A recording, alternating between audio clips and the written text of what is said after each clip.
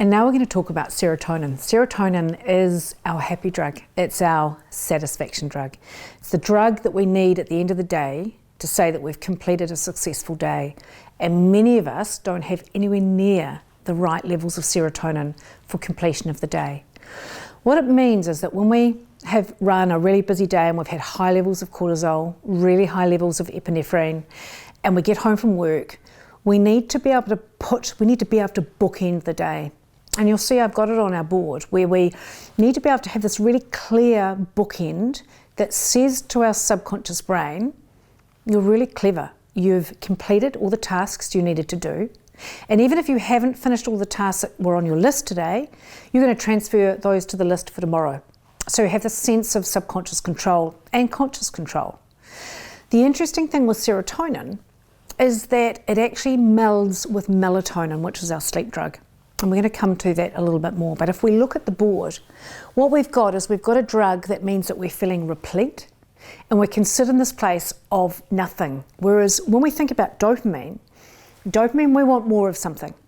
So with our dopamine, remember we've just bought a brand new motorbike and it's 850cc and it's red and it's amazing and I've been saving up for 2 years and I'm sitting at the traffic lights and I'm on my motorbike and I look next door and there's a 1250 Kawasaki.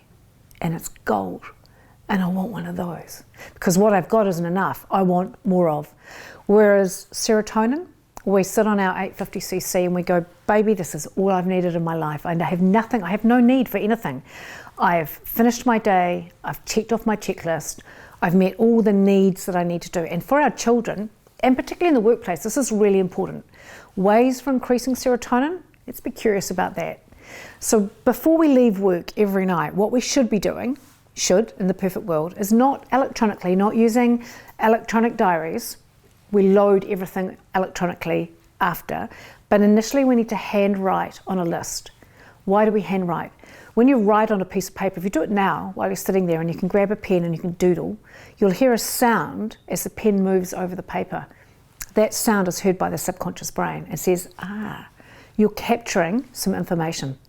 Same as during the night. If you wake up early in the middle of the night and it's 2 a.m., 3 a.m. and something's on your mind, it's sitting in that prefrontal cortex. To get it out of there, we need to be able to write it down. So to lean across beside your nightstand beside you, and if you have your phone there, which is on airplane mode, because it's not going to be on connected to Wi-Fi while it's in the bedroom with you, if you just touch the screen on your phone, that is enough. That soft light, that's just that first screen light, is enough to write with a pen and paper, preferably pencil and linen paper actually, because they make the best sounds, and just capture the idea. And then turn the phone over so the screen goes dark and go back to sleep. And what it says to the brain, I've captured that. So my recommendation is at the end of the day, when we leave the office, we look at everything we did today and we physically tick off the list. That is because serotonin comes from many things. Sex, ticking checklists, but we can only have checklists in the office. We can't have sex in the office, right? It's just, unless you're a lawyer, of course, that's different. But we cannot stimulate this unless we are completing our day and proving to our subconscious brain, to our conscious brain, that we've completed the task we set out to do.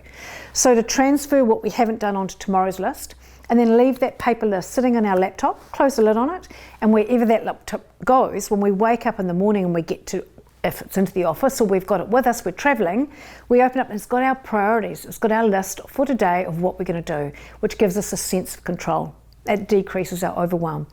So one of the things I really recommend with your children, if you've got little kids, use flip charts and not star charts, because stars don't make a lot of sound when they come off a peely bit and go on a chart.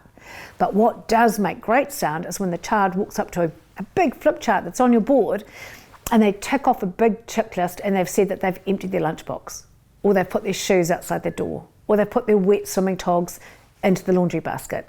And so you're building this sense of satisfaction in this child and in this teenager and in yourself that says, I've actually completed everything I need to do. And so therefore what I can do is I can start making melatonin. Because why would I make my sleep drug? Why would I make drugs for me to go to sleep if I'm still in a state of agitation and I haven't had a successful day? Does that make sense? So what we've got to do, this is a really short snippet, this one, we've just got to be able to get to the end of the day and know that consciously and subconsciously we've successfully completed everything that we could. We've bookended the day. We've physically closed the day off and said, I'm not coming back to it. I know tomorrow's in hand. It'll help our children, it'll help us, and it'll help increase that melatonin, because melatonin, as I said, will not be made unless there's high levels of serotonin in your body.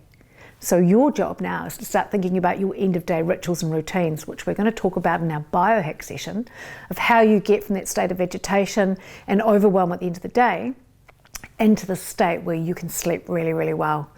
And I'm just checking against our wall here. Really, we want a sense of repletion. We are replete, we're satisfied, we've had a successful day. And that will lead us into our phase of getting ready for our deep sleep cycles. So, rituals and routines, we're going to come back to them, biohacks. As you embark on this fascinating journey into the world of neuroscience and cutting-edge research, I want to ensure that we're on the same page, legally speaking. Firstly, it's essential to clarify that I'm not a qualified neuroscientist, licensed therapist or counsellor. My role is to present you with meticulously sourced information from neuroscientists from around the world, drawing down from their doctorate papers and university research. I've taken the liberty of translating the scientific knowledge into layman's terms and spiced it up with my own unique interpretive dance, because learning should be both fun and actionable. However, please bear in mind that the information and courses provided here are intended solely for educational and entertainment purposes. They are not a substitute for professional medical advice, and I strongly advise consulting qualified health professionals such as physicians, coaches, therapists, psychologists for your personalised guidance. Your well-being is of the utmost importance to me. Therefore, while I strive to deliver intriguing insights, remember that making significant life changes require thoughtful consideration and appropriate guidance. You're invited to venture forth with me on this journey of discovery and growth, armed with knowledge and understanding to enrich our lives in meaningful ways.